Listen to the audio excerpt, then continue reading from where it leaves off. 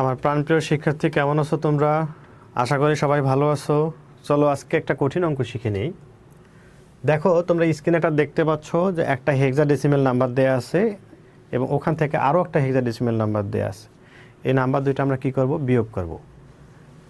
এই নাম্বার দুইটা বিয়োগ করলে কি দাঁড়ায় দেখো তো ফলাফল। আসলে 1 0 0 0 আর এখান থেকে একটা 1 আমরা হেক্সাডেসিমেলে বিয়োগ করব, তাই তো? এই বিয়োগ করার ক্ষেত্রে দেখো তো, 0 থেকে কখনো কি বিয়োগ যায় বড় সংখ্যা? 0 থেকে বড় সংখ্যা বিয়োগ যায় না। একটা ধার নিতে হবে অন্য কোনো জায়গা থেকে। তাহলে এই 0 থেকে যদি আমরা ধার নেই, সে তো নিজেই 0, সে আমাকে কি ধার দেবে? সেও তো আমাকে ধার দিতে পারে না।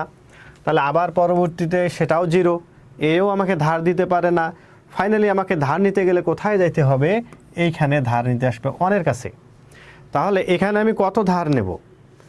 এখানে আমরা যখন ডেসিমেল অঙ্ক করি তখন ধার নেই কত? সবসময় 10, ঠিক আছে না? ছোটো সংখ্যা থেকে বড় সংখ্যা যদি আমরা বিয়োগ করি, 10কে ধার নেই। যেমন 2 থেকে 5 বিয়োগ করলে আমরা কি করি? 2 এর সাথে 10 যোগ করে বলি 12। তো ঠিক এখানে আমার 0-র সাথে আমি কি যোগ করব?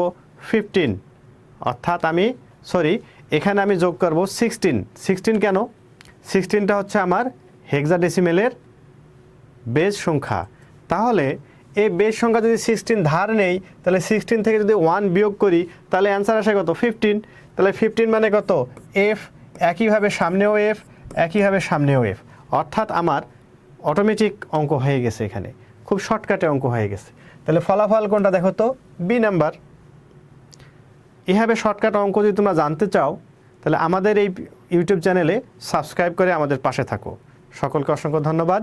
আসসালামু আলাইকুম।